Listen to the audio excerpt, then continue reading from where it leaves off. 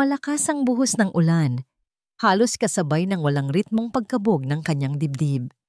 Bawat yabag niya sa madulas at madilim na eskinita ay isang panalangin na sana ay hindi siya maabutan. Nandyan siya! Bilis! Ang sigaw mula sa kanyang likuran ay parang kulog na mas malakas pa sa mismong unos. Hindi na lumingon si Adelina. Alam niyang kapag ginawa niya iyon, katapusan na niya. Kailangan niyang makatakas. Ang putik ay tumatalsik sa kanyang mga binti. Ang basang damit ay mabigat na nakadikit sa kanyang balat.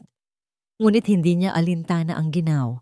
Ang tanging nararamdaman niya ay ang nag-aapoy na takot na gumagapang sa bawat himaymay ng kanyang pagkatao. Hindi ito ang buhay na pinili niya, pero ito ang buhay na ibinigay sa kanya. Isang buhay ng pagtakbo mula sa mga kasalanang hindi siya ang gumawa. Ang mga kasalanan ng kanyang ama at ina. Sa dulo ng eskinita, natanaw niya ang isang pamilyar na pader na bato. Mataas, matibay, isang muog. Ang mansyon ng mga Salvatore. Napahinto siya saglit habang humahabol sa kanyang hininga. Ang utak niya ay sumisigaw na huwag siyang lumapit doon. Kahit saan, huwag lang doon. Sila ang mga taong pinakasinira ng kanyang pamilya. Sila ang may pinakamalaking karapatang kamuhian siya. Pero wala na siyang ibang mapupuntahan. Ang mga humahabol sa kanya ay ilang metro na lang ang layo. Sa huling onsa ng kanyang lakas, tumakbo siya palabas ng eskinita at patungo sa naglalakihang itim na bakal na tarangkahan ng mansyon. Nanginginig ang kanyang mga kamay habang buong lakas na kumakatok at yumuyugyug dito. Tulong! Parang awa niyo na. Tulungan niyo ako. Ang boses niya ay basag at paos, halos hindi na marinig sa lakas ng ulan. May mga ilaw na bumukas mula sa loob. Ilang saglit pa, dahan-dahang bumukas ang tarangkahan. Isang unipormadong gwardiya ang sumalubong sa kanya. Bago pa man siya makapagsalita, tuluyan nang bumigay ang kanyang mga tuhod. Napaluhod siya sa basang semento. Ang mga luha ay humahalo na sa tubig ulan sa kanyang mukha. Hindi nagtagal. Bumukas ang malaking pinto ng mansyon. Lumabas ang isang mag-asawang nasa edad na, si Don Ricardo at Doña Esmeralda Salvatore. Nakita ni Adelina ang pagkabigla at pagtataka sa kanilang mga mukha. Diyos ko, anong nangyari sa'yo, Hija? Malumanay na tanong ni Doña Esmeralda. Sinubukan ni Adelina na magsalita, pero hikbi lang ang lumabas sa kanyang lalamunan. Ngunit ang lahat ng awas sa hangin ay tila naglaho ng isang figura ang lumitaw mula sa likuran ng mag-asawa. Isang matangkad at makisig na lalaki, ang panganay nilang anak, si Aliso Salvatore. Ang mga mata nito ay kasing lamig ng yelo at ang paraan ng pagtingin nito sa kanya ay tila ba isa siyang basura na inanod ng baha sa kanilang harapan. Iyon ang nagbigay sa kanya ng lakas. Inipon niya ang lahat ng natitirang dignidad at sinabi sa basag na tinig, "Patawad po," sabi niya. "Nakayuko. Alam ko pong wala akong karapatang pumunta rito. Handa po akong pagbayaran ang lahat ng kasalanan ng mga magulang ko. Pero parang awa niyo na. Huwag niyo po akong itaboy ngayong gabi. May mga humahabol po sa akin.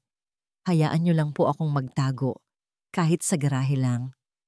Yumuko siya ng yumuko hanggang sa ang noo niya ay halos sumayad na sa sahig. Isang akto ng lubos na pagsuko. Narinig niya ang mahinang pag-uusap ng mag-asawa. Isang salita ang umaling-awngaw sa kanyang pandinig mula kay Doña Esmeralda. Awa. Isang sinag ng pag-asa. Ngunit mabilis itong pinatay. Isang pares ng mamahaling sapatos na katad-ang huminto sa mismong harapan niya. Dahan-ahan niyang iniangat ang kanyang paningin. Si Aliso. Nakatitig ito sa kanya, walang emosyon ng mukha, pero ang mga mata ay puno ng pagkamuhi. "Maari kang manatili," malamig na sabi nito. At sa isang saglit ay akala ni Adelina ay dininig ang kanyang panalangin. Ngunit pagkatapos ay idinugtong nito ang mga salitang habambuhay na tatatak sa kanyang isipan. Kung gusto mong manatili, may isang kondisyon. Humakbang ito palapit. Ang anino nito ay tila lalamon sa kanya.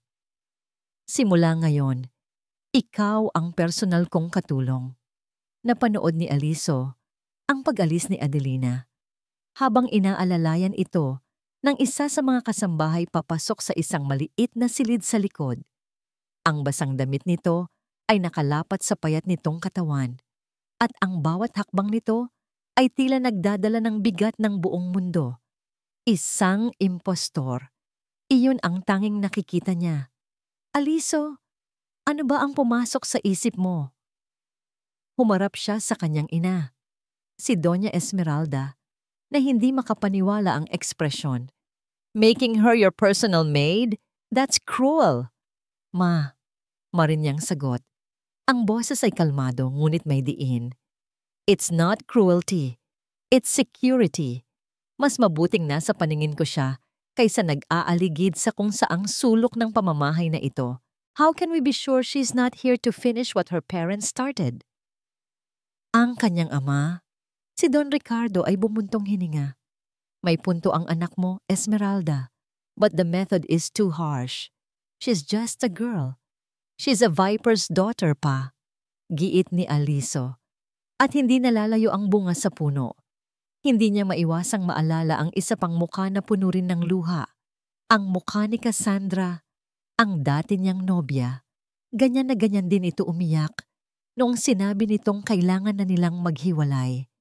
Sinabi nitong hindi na nito kaya ang pressure mula sa pamilya nito. Pero nalaman niya ang totoo, makalipas lang ang 1 linggo. Ipinalit siya nito sa isang matandang bilyonaryo. Ang mga luha ay sandata ng mahihinang manloloko. At si Aliso ay napasuna. Hindi na siya magpapauto ulit. Kinabukasan, maaga siyang nagising. Pagbaba niya, nakita niya si Adelina sa kusina. Suot ang isang lumang damit na ipinahiram ng kanilang mayordoma. Tahimik itong nagkakape. Nang makita siya nito, mabilis itong tumayo at yumuko, na para bang ang presensya niya ay isang malaking kasalanan. Sa opisina ko. Ngayon din. Utos niya.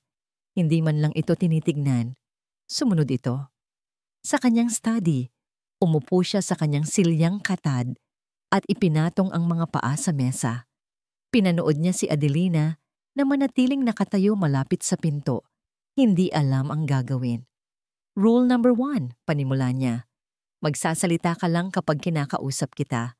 Rule number 2, bawal kang pumasok sa main house maliban kung tinawag kita. Your place is in the servants' quarters. Rule number 3, you are on call for me. 24/7. Naiintindihan mo? Oo po, sir. Halos pabulong na sagot nito. Good. Now, get me some coffee. Tumalikod ito para umalis. Teka, pigil niya.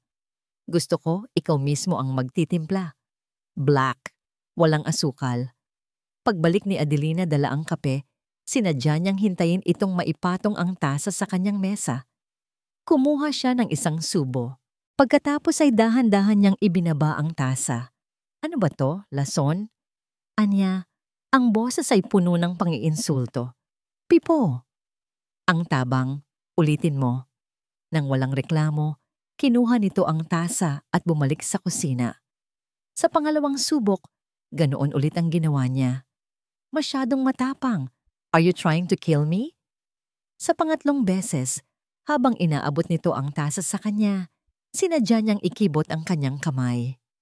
Ang mainit na kape ay natapon sa sahig na gawa sa mamahaling kahoy. Napasinghap si Adelina pero hindi para sa sarili, para sa sahig. Look what you did, malamig na sabi ni Aliso. Kahit siya ang may gawa. Ang clumsy mo. Linisin mo yan, gamit ang basahan. Ngayon. Pinanood niya itong lumuhod. Pinanood niya itong magpunas ng sahig.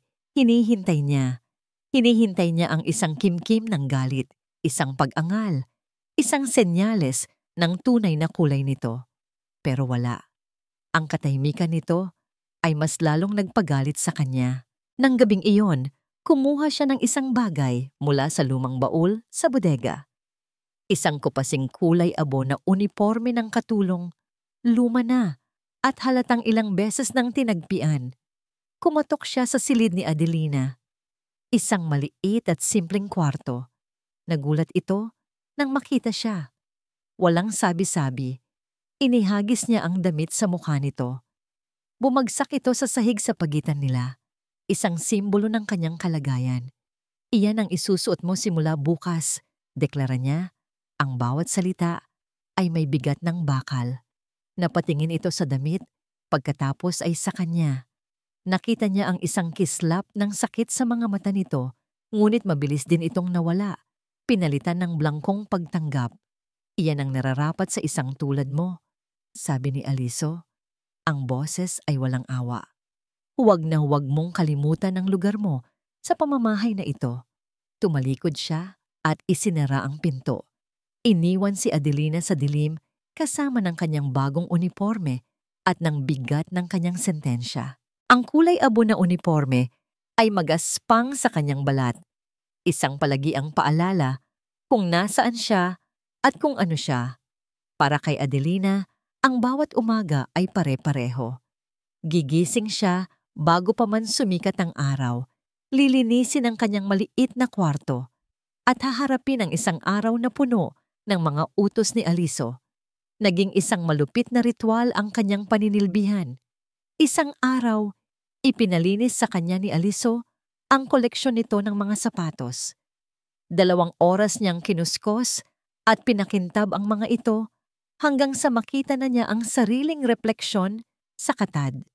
Ngunit pag-abot niya rito, sinadya nitong itapak ang sapatos sa maputik na paso sa hardin.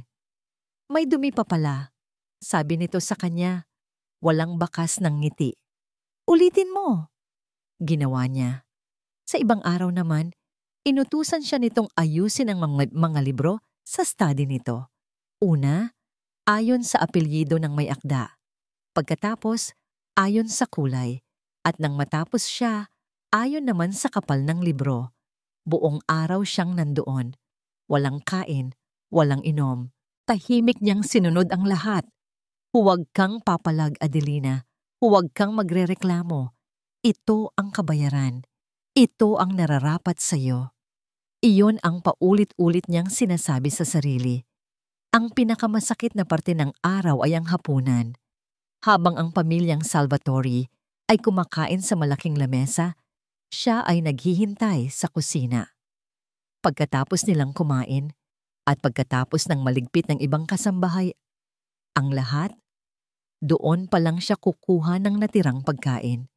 Isang gabi, habang kumakain siya ng kanin at kaunting gulay, sa isang sulok, naramdaman niyang may nakatingin sa kanya. Si Aliso. Nakatayo ito sa may pintuan ng kusina, nakahalukip-kip. Hindi niya alam kung gaano na ito katagal doon.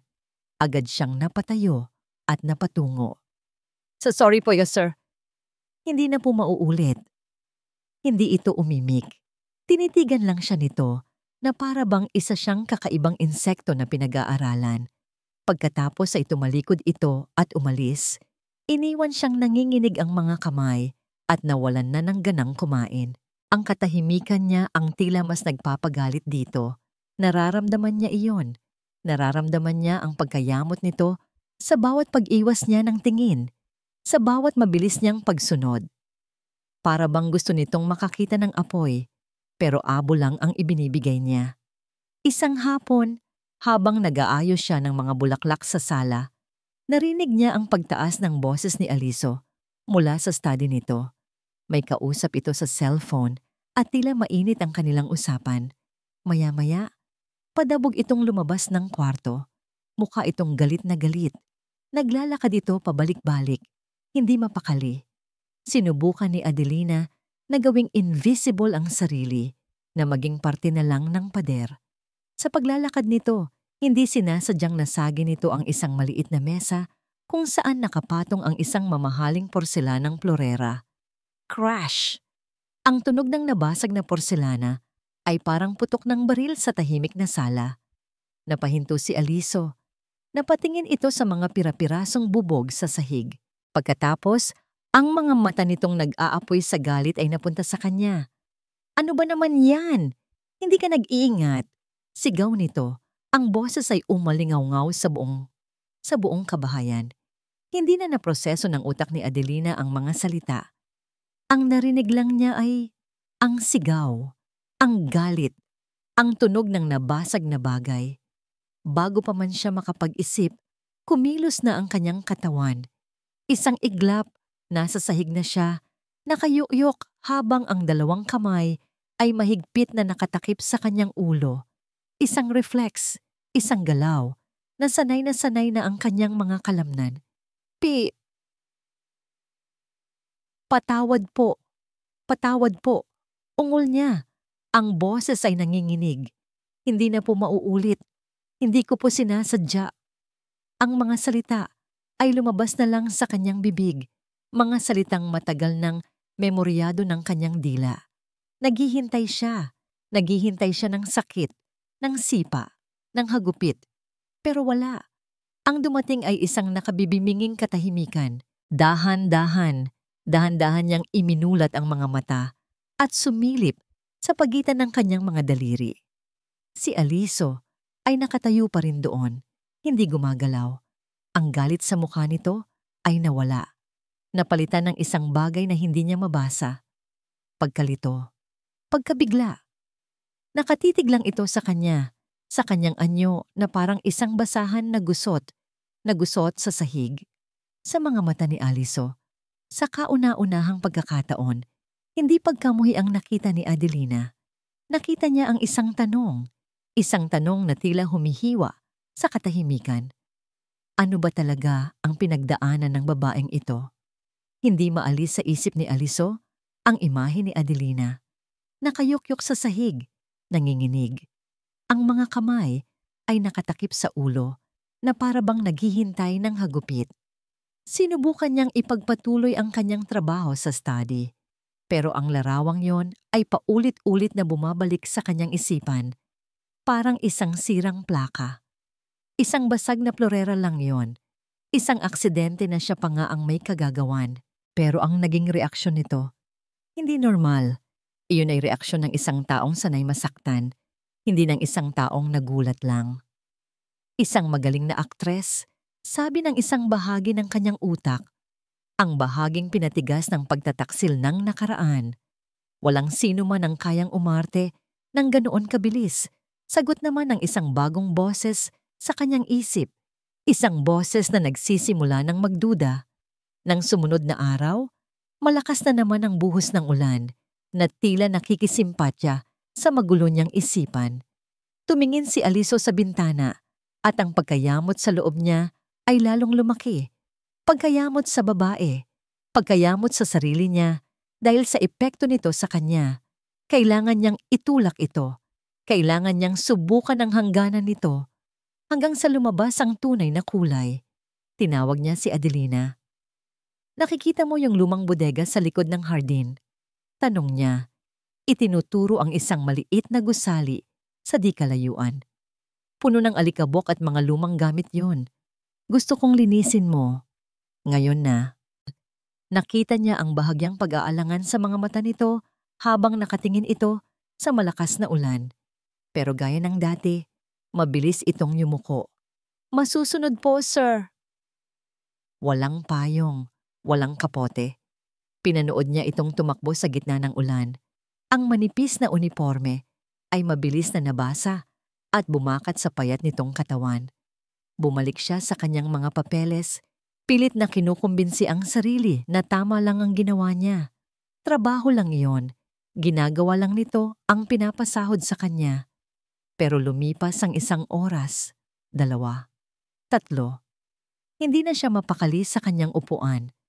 Ang bawat patak ng ulan sa kanyang bintana ay parang martilyong pumupukpok sa kanyang sentido. Ang mga letra sa dokumentong binabasa niya ay nagsasayawan. Walang pumapasok sa kanyang isip. Bakit ang tagal nito? Tumayo siya at lumabas ng study. Nasalubong niya ang kanilang mayordoma, si Manang Loring. Nasaan si Adelina? Tanong niya, sinisikap na maging kaswal ang tono, pero nabigo. May halong pag-aalala sa kanyang boses na hindi niya maitago. Nasa lumang bodega pa po, Sir Aliso, sagot ng matanda. Kaninang umaga niyo pa po siya inutusan, hindi pa po bumabalik para mananghalian. Isang malamig na kaba ang biglang gumapang sa kanyang dibdib. Hindi pa bumabalik? Walang imik, nilagpasan niya ang mayordoma at mabilis na tinungo ang pinto sa likod. Hindi na siya nagabalang kumuha ng payong. Sinalubong niya ang malakas na ulan. Ang lamig nito ay tila gumigising sa kanya sa isang masamang panaginip na siya mismo ang lumikha. Ang pinto ng bodega ay bahagyang nakaawang, madilim sa loob at amoy alimuom at luma. Adelina? Tawag niya. Walang sagot. Adelina! Mas malakas niyang tawag. May bahid na ng pagkasindak. Binuksan niya ang kanyang cellphone at ginamit ang flashlight para magbigay liwanag. At doon, sa isang sulok, sa gitna ng mga lumang kahon at sirang kasangkapan, nakita niya ito. Nakabaluktot sa malamig na sementadong sahig. Maputla. Ang mga labi ay nangingitim sa ginaw. Dali-dali siyang lumapit. Adelina! Hinawakan niya ang braso nito. Nanginginig ito, pero hindi sa ginaw. Niyugyog niya ito ng bahagya. Gumising ka! Nang walang reaksyon, idinantay niya ang likod ng kanyang palad sa noo nito. Nag-aapoy ito sa lagnat. Sa isang iglap, nawala ang lahat ng galit at pagdududa sa sistema ni Aliso.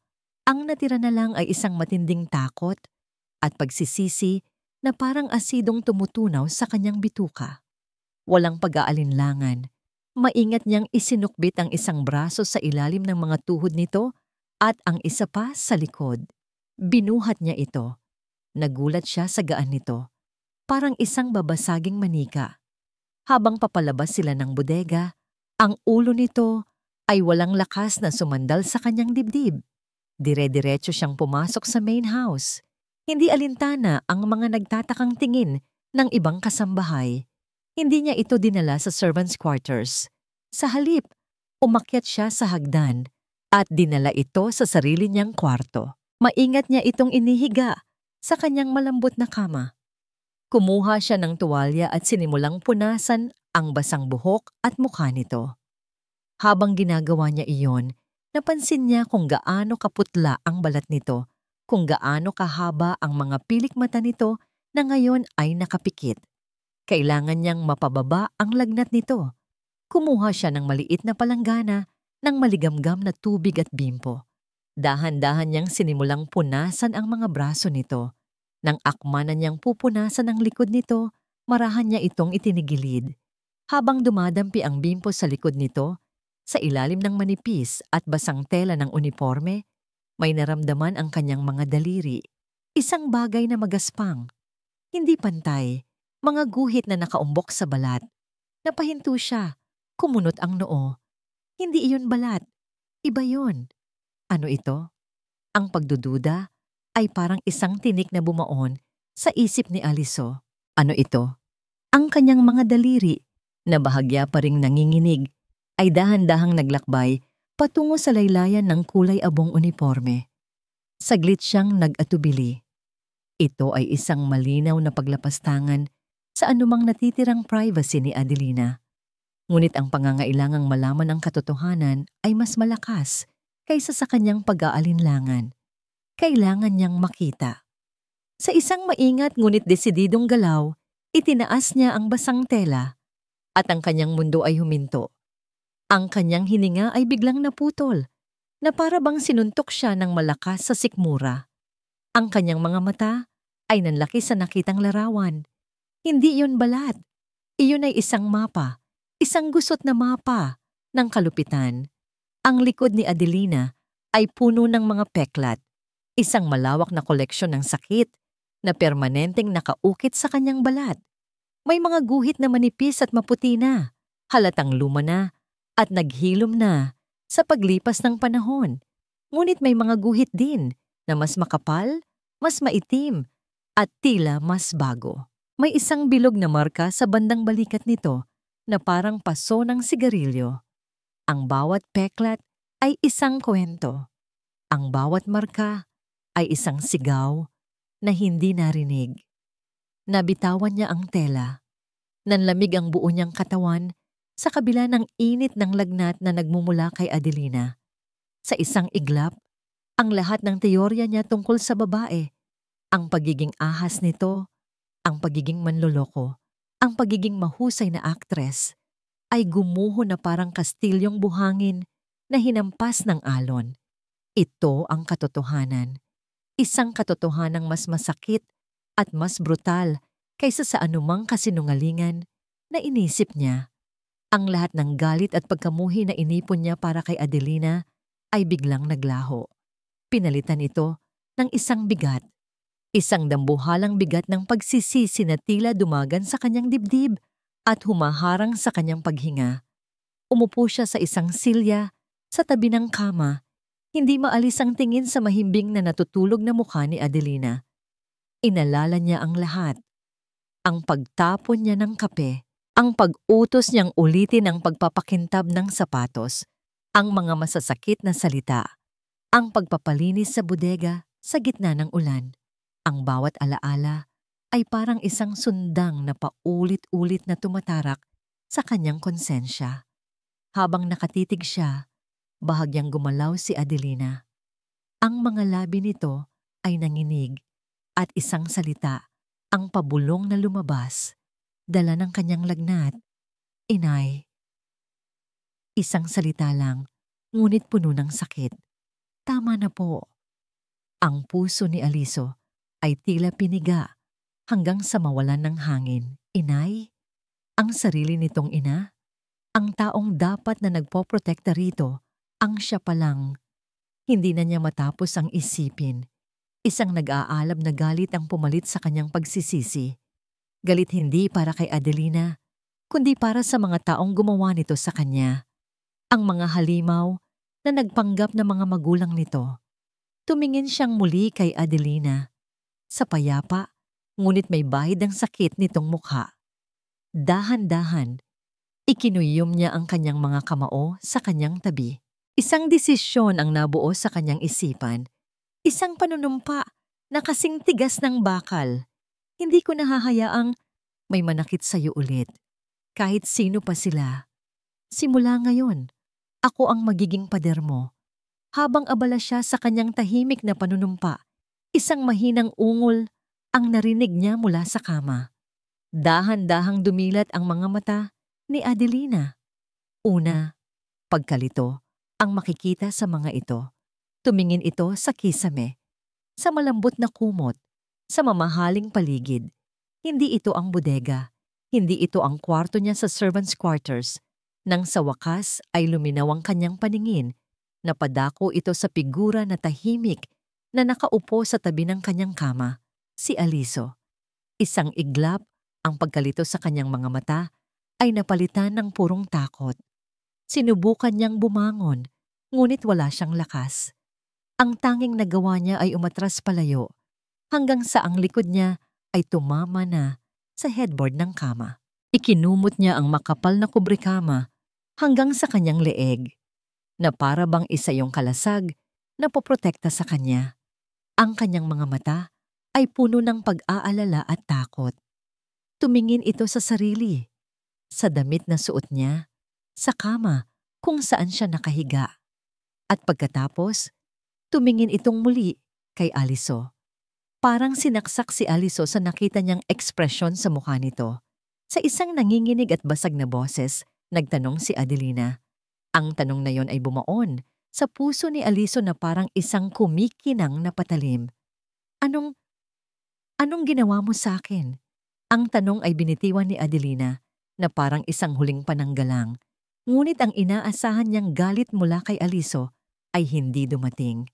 Sa halip, nakita niya ang isang bagay na mas nakagugulo pa sa kanyang isipan. Sakit. Isang mabilis na kislap ng matinding pagsisisi sa mga mata nito bago ito mabilis na umiwas ng tingin. Wala. Halos pabulong na sagot ni Aliso.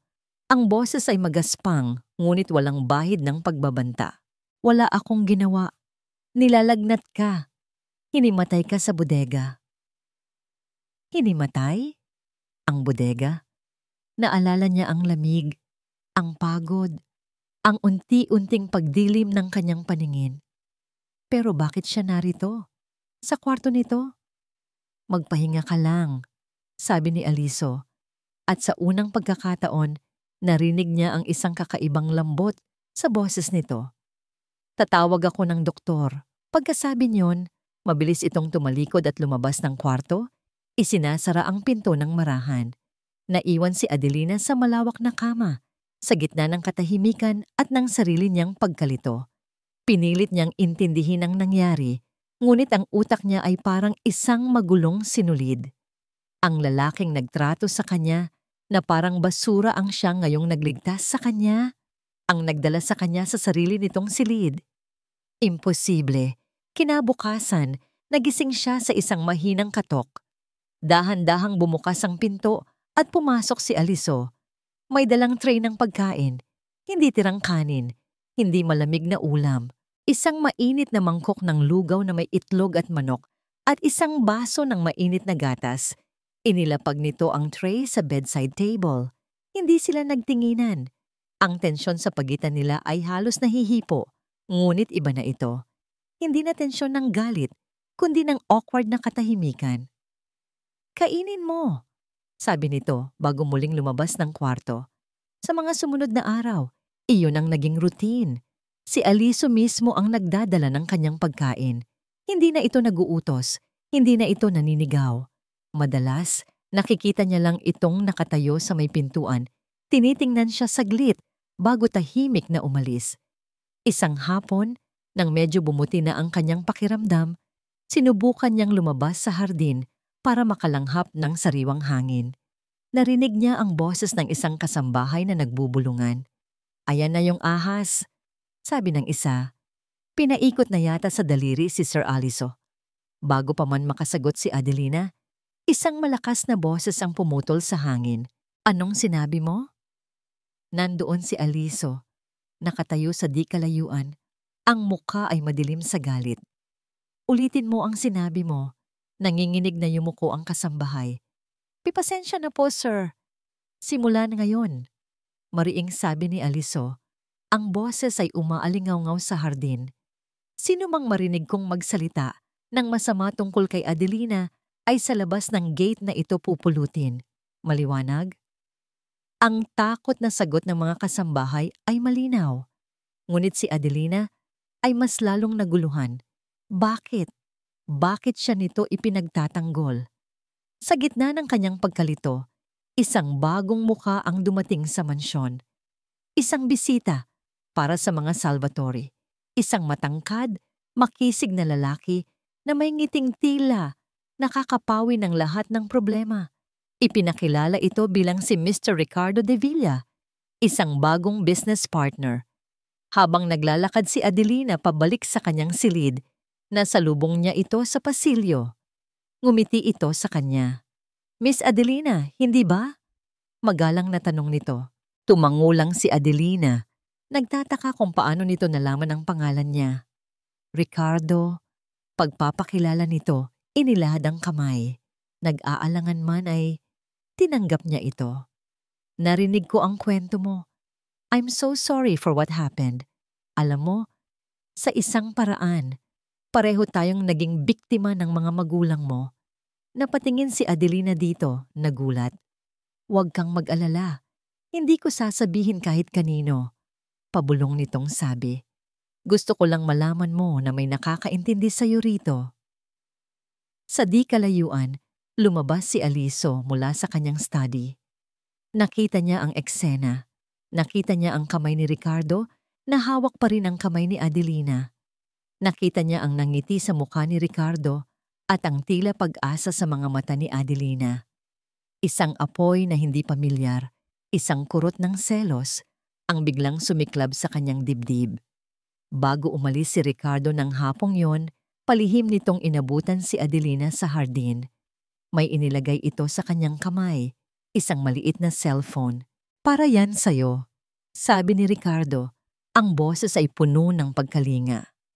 Walang nakakaalam niyan kundi tayong dalawa. Tumingin si Adelina sa cellphone. Pagkatapos ay kay Ricardo, nalilito. Tawagan mo ako kapag kailangan mo ng tulong. Sabi nito, ang mga mata ay nangungusap. Ilalabas kita rito. Ang imahe ni Ricardo na hawak ang kamay ni Adelina ay parang isang uling na nagbabaga sa isip ni Aliso. Hindi niya gusto ang paraan ng pagtingin ng lalaki kay Adelina. Masyadong palagay ang loob. Masyadong malapit. Hindi ito pagseselos, sabi niya sa sarili. Ito ay pag-iingat. Hindi niya pa rin lubos na kilala si Ricardo de Villa. Lumitaw lang ito na parang kabute, na may dalang isang business proposal na napakaganda para tanggihan. Ngayon, pati ba naman sa personal na buhay ng pamilya niya ay nakikisawsaw na rin ito? Ngunit ang kanyang mga alalahanin ay pansamantalang natabunan ng isang biglaang kaguluhan sa master's bedroom. Nawawala. Hindi ko makita. Ang boses ng kanyang ina, si Doña Esmeralda, ay puno ng pag-aalala. Agad na pumanhik si Aliso at naabutan niya itong halos ihalughog na ang buong aparador. Ma, anong problema? Ang diamanteng brooche ko, Aliso. Ang pamana pa sa akin ni Lola. Isusuot ko sana para sa party mamaya, pero wala sa lalagyan niya. Ang brooche na yon ay hindi lang basta alahas. Ito ay isang piraso ng kasaysayan ng kanilang pamilya, nagkakahalaga ng milyon-milyon. Agad na tinawag ni Doña Esmeralda ang lahat ng kasambahay na pumasok sa kanyang silid ng araw na yon. Isa-isang tinanong. Lahat ay nagsasabing hindi nila nakita. Si Adelina po, ma'am. Biglang sabi ng isa sa mga bagong katulong, nakita ko po siyang naglilinis malapit sa may tokador ninyo kaninang umaga. Lahat ng mata ay napunta kay Adelina, nakasama rin sa mga tinipon. Namutla ito.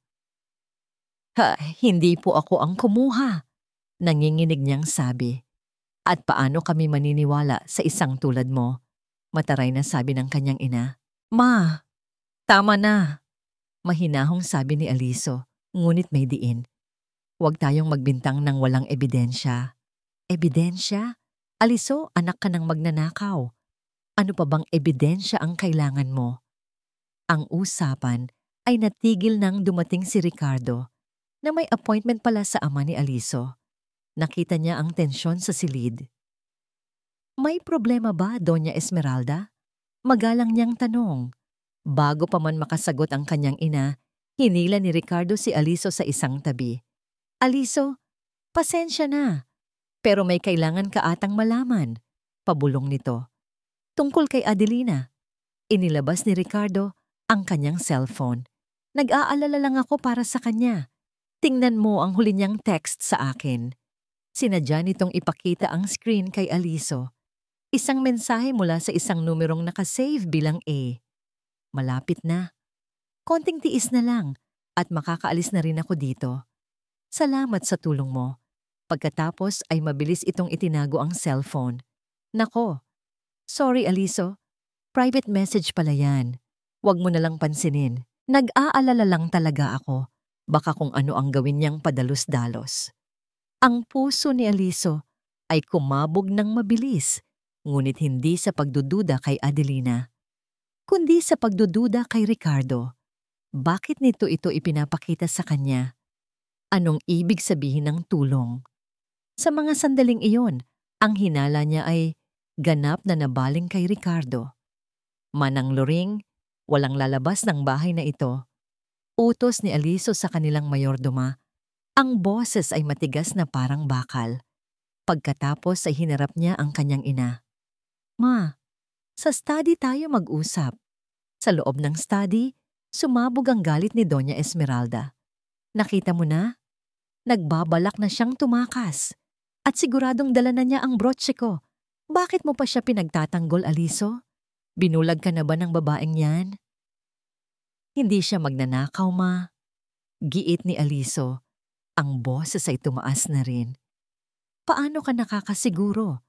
Dahil sa mga peklat niya? Baka naman palabas lang niya ang lahat ng yan para kaawaan natin siya.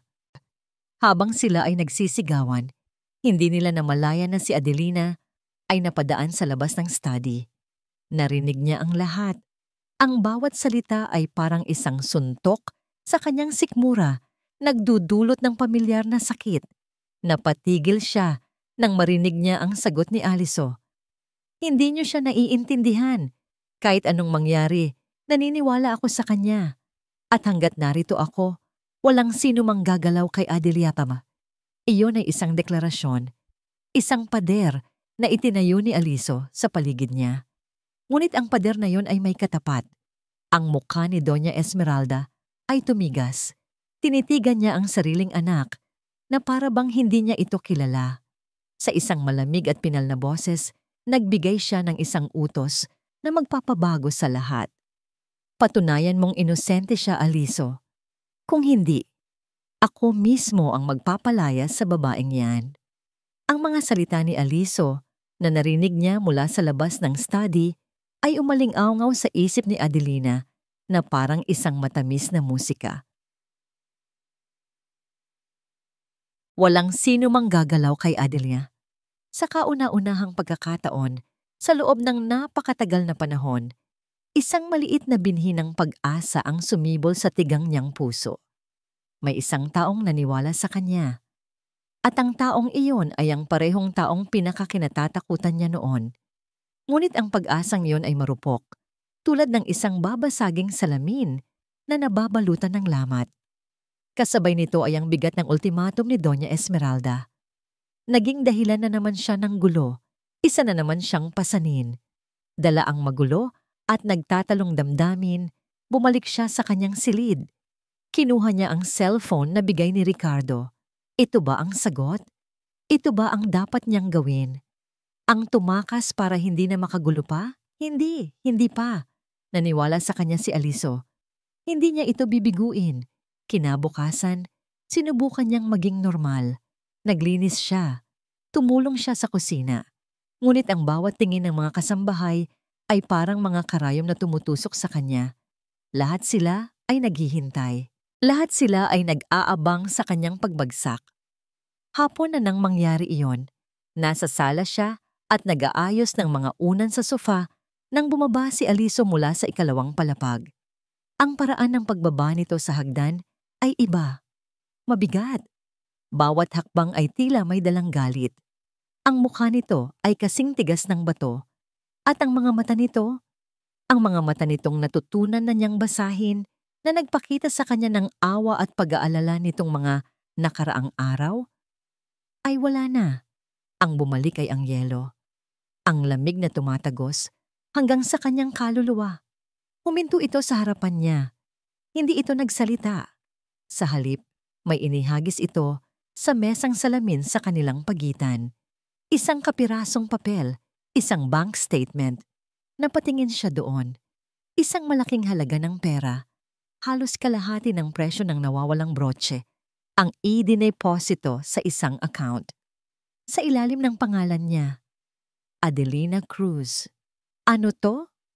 Ang tanging salitang lumabas sa kanyang bibig. Nanginginig. Magkano? Tanong ni Aliso. Ang boses ay kalmado sa isang paraan na mas nakakatakot kaysa sa anumang sigaw. Magkano ang ibinayad sa iyo ni Ricardo para sirain ang pamilya ko? Para lokohin ako? Hindi ko alam ang sinasabi mo. Huwag ka nang magsinungaling. Ang kalmadong boses ay biglang pumutok na parang bulkan. Nakita ko ang mga text nyo. Ang pagpaplano nyong tumakas. Ito ba yon? Ang bayad para sa brooche ng ina ko? Aliso, maniwala ka sa akin. Pagmamakaawa niya, ang mga luha ay nagsisimula nang mamuo sa kanyang mga mata. Wala akong ninanakaw. Wala akong kinalaman dyan. Ngumisi si Alice ko, isang nangising walang bakas ng tuwa. Isang nangisi na puno ng sakit at pagkasuklam. Alam mo kung anong pinakamasakit, Adelina? Sabi nito, lumalapit siya sa kanya. Bawat hakbang nito ay isang hakbang niyang paatras. Ang pinakamasakit ay naniwala ako sa iyo. Naniwala ako sa mga luha mo. Naniwala ako sa mga peklat mo. Pinagtanggol kita Sa sarili kong ina.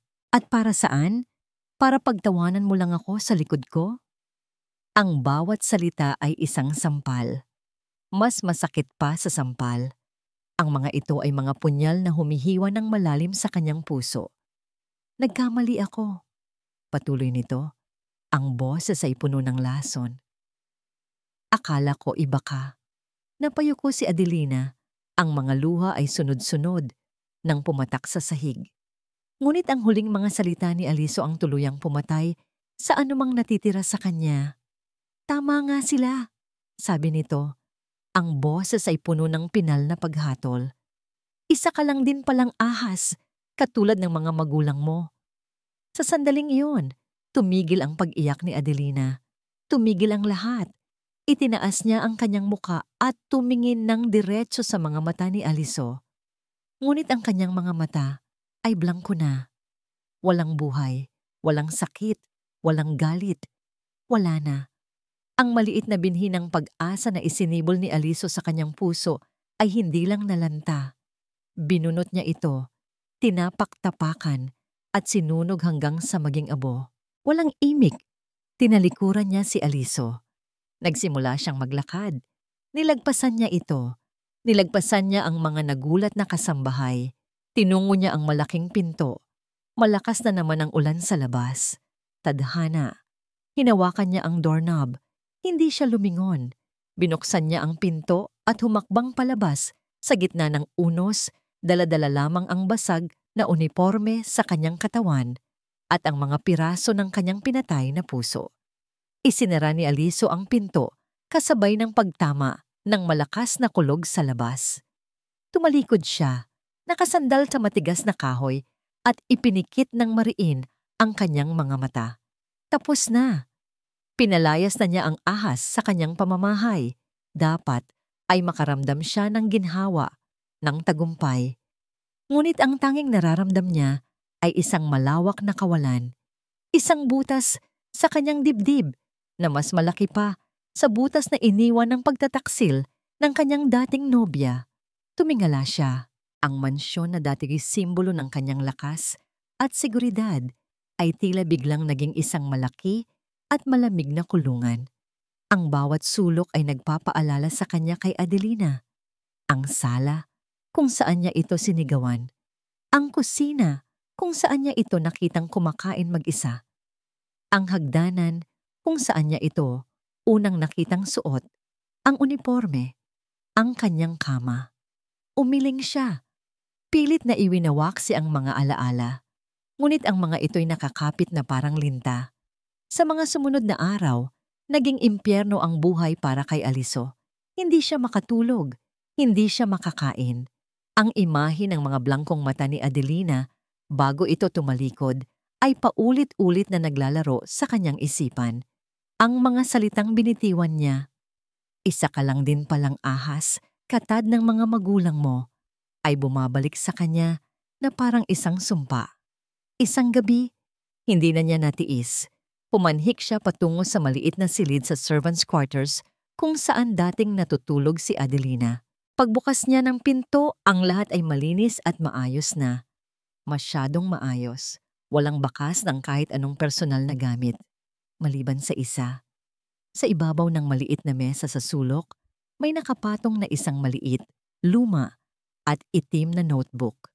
Ang diary ni Adelina. Naiwan niya. Nag-aalangan man, kinuha ito ni Aliso at umupo sa gilid ng kama. Binuksan niya ito. Ang sulat kamay nito ay maliit at nanginginig. Nagsimula siyang magbasa. Ang bawat pahina ay isang suntok sa kanyang kaluluwa. October 12. Pinalo na naman ako ni Inay. Sabi niya, kasalanan ko raw kung bakit nagagalit si Itay. Sana maging mabait na lang ako para hindi na sila mag-away. December 25, Pasko ngayon. Nakita ko sa bintana ang mga batang may bagong laruan. Ang regalo sa akin ni Itay ay isang sigarilyong pinatay niya sa braso ko. Sabi niya, para raw matuto akong huwag magreklamo. March 4. Sinubukan kong pigilan si Itay na saktan si Inay. Ako ang tinamaan ng bote. Pero pagkatapos, Si inay pa ang nagalit sa akin. Sabi niya, pabigat lang daw ako sa buhay nila. Patuloy siyang nagbasa. Ang bawat entry ay mas masahol pa sa nauna. Ito ay isang detalyadong talaan ng isang buhay na puno ng sakit at pag-iisa. Sa kabila ng lahat, wala siyang nabasang kahit isang salita ng pagkamuhi. Tanging pagkalito at isang malungkot na pagnanais na sana'y mahalin din siya. Nang marating niya ang mga huling pahina, ang mga petsa ay tumutugma na sa pananatili nito sa mansyon. Ipinaglilinis ako ni Sir Aliso sa bodega kahit umuulan. Ang sama-agin na nasama niya. Pero siguro, ito talaga ang nararapat sa akin. Binuhat niya ang ako. Idinilat ko ang aking mga mata at nasa kama na niya ako. Sa unang pagkakataon, may isang taong nag-alaga sa akin. Ipinagtanggol niya ako sa kanyang ina. Sinabi niyang naniniwala siya sa akin. Hindi ko alam kung bakit, pero ang puso ko ay tumatalon sa tuwa. Sana totoo ito. Nalaglag ang diary mula sa nanginginig niyang mga kamay. Ang huling entry ay isinulat ilang oras lang bago niya ito harapin sa sala. Bago niya wasakin ang munting pag-asa nito. Isang patak ng luha ang pumatak sa sahig. Ang una sa loob ng maraming taon. Pagsisisi. Napakatinding pagsisisi ang bumalot sa kanya. Ngunit sa gitna ng sakit, isang alaala ang biglang pumasok sa isip niya. Ang sinabi ni Ricardo na nagkita sila ni Adelina at nagyabang ito tungkol sa paghihiganti. Mabilis niyang pinulot ang diary at mabilis na hinanap ang petsa. Ang petsa kung kailan nawala ang brotse. Nang makita niya ang entry, nanlaki ang kanyang mga mata. Masama pa rin ang pakiramdam ko. Buong araw akong nasa kwarto at nilalagnat. Nagdala si Sir Aliso ng lugaw. Bakit ang bait niya? Hindi sila nagkita ni Ricardo. Imposible. Ang bank account, ang text message, ang brotse, lahat ay kasinungalingan. Isang setup. Agad siyang napatayo. Ang pagsisisi sa kanyang puso ay nahaluan ng nag-aapoy na galit. Isang galit na hindi para kay Adelina, kundi para sa taong gumawa nito sa kanila. Kinuha niya ang kanyang cellphone at mabilis na tinawagan ang kanyang private investigator.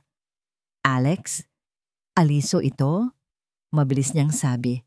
May ipapahanap ako sa'yo. Ricardo de Villa. Alamin mo ang lahat tungkol sa kanya. Bawat butas, bawat sikreto. I want it yesterday. Ilang oras lang ang lumipas. Hating gabi na, nang tumunog ang kanyang cellphone.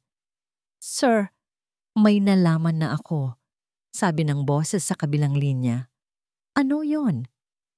Sir, ang totoong pangalan ni Ricardo ay hindi Ricardo de Villa. Kumunot ang noo ni Aliso. Anong ibig mong sabihin? Siya si Marco Sandoval, ang nag-iisang anak ni Don Armando Sandoval. Nanlamig ang buong katawan ni Aliso. Ang pangalan ay pamilyar. Sandoval, ang dati nating kasosyo? Opo, sir. Kumpirma ng investigador, ang boses ay seryoso. Ang kasosyo ninyo na nalugi at nagpakamatay dahil sa isang masamang deal na kagagawan ng mga magulang ni Adelina. Ang mga salita ng investigador ay parang isang malakas na sampal na gumising kay Aliso mula sa isang masamang panaginip. Marco Sandoval, anak ni Don Armando Sandoval. Ang mga piraso ng palaisipan ay biglang nagkabit-kabit sa kanyang isipan, bumubuo ng isang larawang nakapangingilabot. Ang pagkalugi ni Don Armando ay isang malaking iskandalo noon.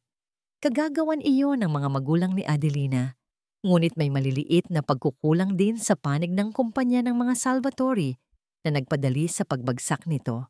Kaya pala, hindi lang ang pamilya niya ang target ni Ricardo o Marco, pareho sila. At si Adelina ang ginamit niyang piyesa, ang perpektong piyesa para sa isang perpektong paghihiganti. Ginamit niya ang kahinaan nito, ang kawalan nito ng kakampi, para sirain silang lahat. Nasaan siya? Halos pabulong na tanong ni Aliso sa cellphone. Ang lalamunan ay tuyo sa takot. Alex, alamin mo kung nasaan si Marco Sandoval ngayon. Bawat galaw niya. I-trace mo ang cellphone niya. Kailangan kong malaman kung nasaan si Adelina. 1 oras. Bawat minuto sa loob ng 1 oras na yon ay parang 1 taon ng pagdurusa para kay Aliso. Nagpabalik-balik siya sa kanyang study. Ang isip ay lumilikha ng kung ano-anong masasamang senaryo. Paano kung saktan siya ni Marco? Paano kung... Hindi. Hindi niya kayang tapusin ang isipin. Nang sa wakas ay tumunog ang kanyang cellphone, sinagot niya ito bago pa man ito makalawan ng ring. Nasa isang lumang bodega siya, sir, sabi ni Alex. Sa may industrial district. Mukhang abandonado na ang lugar. Ibinigay ni Alex ang eksaktong address. Habang papunta sa kanyang sasakyan, tumawag si Aliso sa pulis. Pagkatapos, tinawagan niya ulit si Alex. Alex, papunta na ako doon. Tawagan mo ang mga pulis at ibigay ang address. Sabihin mo, may kidnapping na nagaganap. Hindi na niya hinintay ang sagot. Pinaharurot niya ang kanyang sasakyan. Ang mga gulong ay umuugong sa basang kalsada. Ang tanging nasa isip niya ay ang mukha ni Adelina. Ang mga mata nitong puno ng sakit. Ang mga peklat nito. Parating na ako, Adelina. Maghintay ka lang. Parang awa mo na. Maghintay ka. Sa loob ng bodega, ang tanging liwanag ay nagmumula sa isang bumbilyang nakabitin sa kisame. Nakaupo si Adelina sa isang lumang silya, nanginginig sa takot at ginaw. Naguguluhan ka pa rin ba, Adelina? Ang boses ni Ricardo, ni Marco, ay malumanay, ngunit may nakatagong lason sa bawat salita. Lumuhod ito sa harapan niya. Simple lang naman ang lahat. Ang tatay ko, si Armando Sandoval, at ang mga magulang mo at ang mga Salvatore, lahat sila ay may kasalanan sa pagkasira ng buhay namin. Kaya naisip ko, bakit hindi ko sila pagbayarin lahat gamit ang nag-iisang bagay na nag-uugnay sa kanila? Hinaplos nito ang kanyang pisngi. Umiwas si Adelina. Ikaw yun, Adelina, ang perpektong instrumento. Tumawa ito ng mahina. Ang brotse? Ako ang kumuha at palihim na naglagay sa luma mong bag. Ang bank account? Regalo ko sa'yo. Galing sa perang ninakaw ng mga magulang mo sa amin. Ang text? Madali lang yun. Halimaw ka. Nanginginig na sabi ni Adelina. Ako? Sila ang mga halimaw. Sigaw nito, biglang nagbago ang anyo. At ikaw, ang anak nila, at si Aliso, ang mayabang na prinsipe. Kayong dalawa, ang magbabayad para sa lahat. Blag! Padabog na bumukas ang pinto ng bodega. Humahangos na pumasok si Aliso. Ang mga mata ay nag-aapoy sa galit habang nakatingin kay Marco. Sandoval! Sigaw niya. Bitiwan mo siya. Isang ngisi ang sumilay sa labi ni Marco. Hinila niya si Adelina patayo at itinago sa kanyang likuran. Dumating din ang tagapagligtas. Medyo huli ka na nga lang, Salvatore. Katatapos ko lang ikwento kay Adelina kung gaano kakadaling nauto. Tumingin si Aliso kay Adelina at ang nakita niya sa mga mata nito, takot at sakit, ay parang isang kutsilyong bumaon sa kanyang puso. Huwag mo siyang idamay dito, Marco. Sa akin ka magalit. O, galit ako sa'yo, sabi ni Marco. Ang bawat salita ay may diin. Galit na galit ako habang pinapanood kang yurakan, ang babaeng dapat mong protektahan. Nakakatawa. Diba? Isang pirasong papel lang ang ipinakita ko at agad mong hinusgahan ang babaeng sinabi mong paniniwalaan mo. Hindi na nakapagtimpi si Aliso. Sinugod niya si Marco. Nagsimula ang isang marahas na suntukan. Ang tunog ng mga kamao na tumatama sa laman at ang pagkalabog ng mga katawan sa mga kahon ay umalingaw-ngaw sa loob ng bodega. Ngunit ang lakas ni Aliso ay hindi lang nagmumula sa galit. Nagmumula ito sa desperasyon na mailigtas si Adelina. Sa isang malakas na suntok, napabagsak ni Aliso si Marco sa sahig. Kasabay noon, ang tunog ng mga sirena ng pulis ay nagsimulang marinig. Papalapit ng papalapit. Pagod at duguan, dahan-dahang tumayo si Aliso.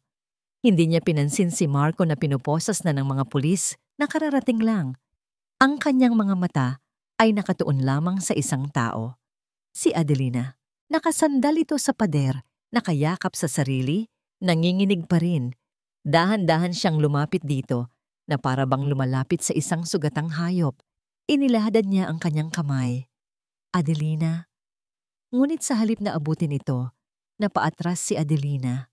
Ang takot sa kanyang mga mata ay hindi para kay Marco, para iyon sa kanya.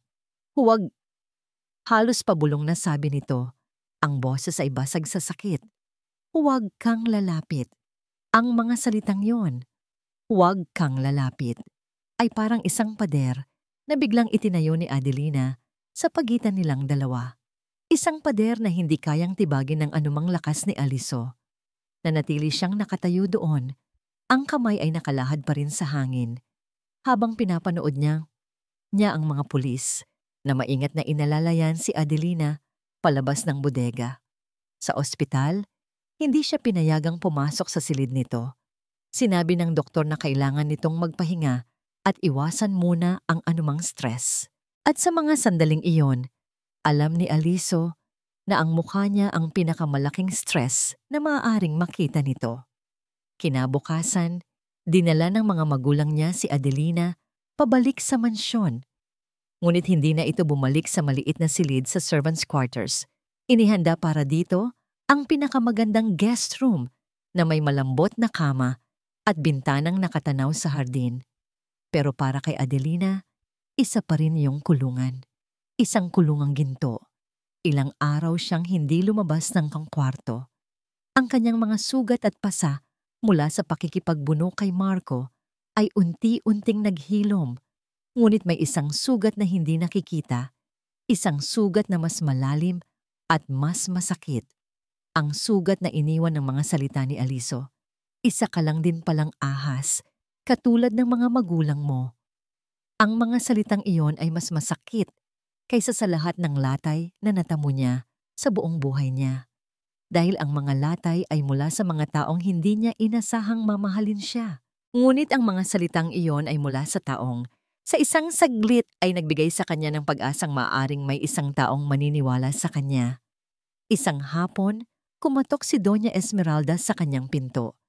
Dahan-dahan itong pumasok, ang mga mata ay namumugto.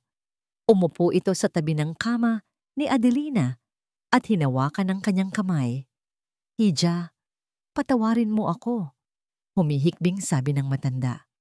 Patawarin mo kami. Ang sama-sama ng naging trato namin sa'yo. Kung may kailangan ka, kahit ano, sabihin mo lang. Tumango lang si Adelina. Pinatawad na niya ang donya. Ngunit ang pagpapatawad sa anak nito ay ibang usapan. Si Aliso, sa kabilang banda, ay hindi sumusuko. Ngunit natutunan na niya ang kanyang leksyon.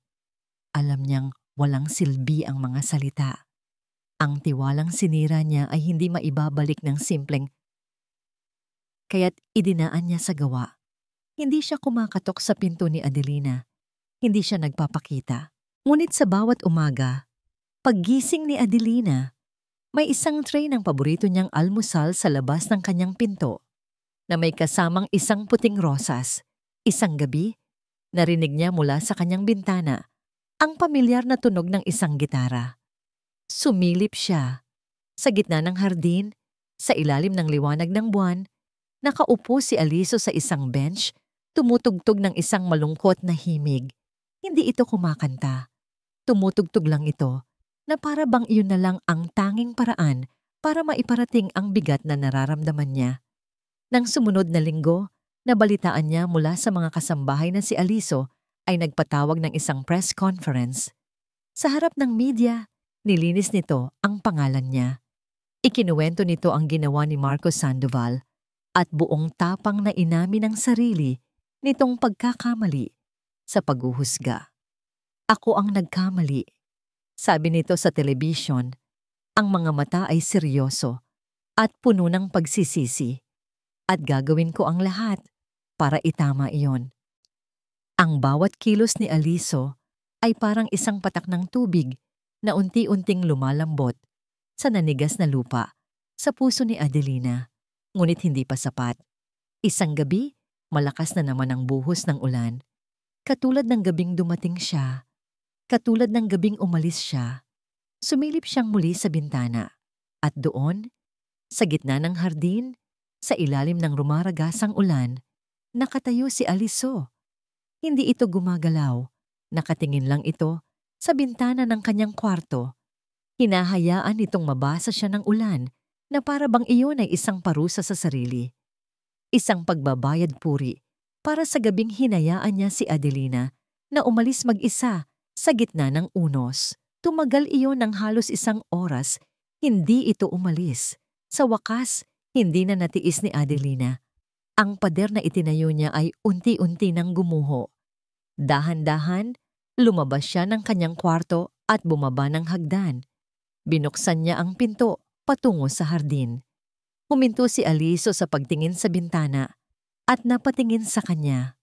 Ang damit nito ay basang-basa.